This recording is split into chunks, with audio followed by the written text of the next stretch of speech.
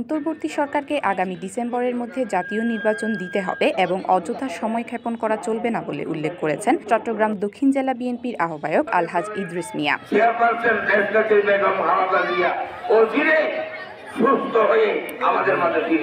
বৃহস্পতিবার Bhatikhain union BNP ও অঙ্গ সংগঠনের যৌথ উদ্যোগে আয়োজিত ইফতার মাহফিলে প্রধান অতিথির বক্তব্যে তিনি একথা বলেন। নির্বাচনে টালবাহানা চলবে না এবং জনগণের প্রয়োজনে বিএনপি আবারও আন্দোলন করতে বাধ্য হবে বলেও উল্লেখ করেন তিনি।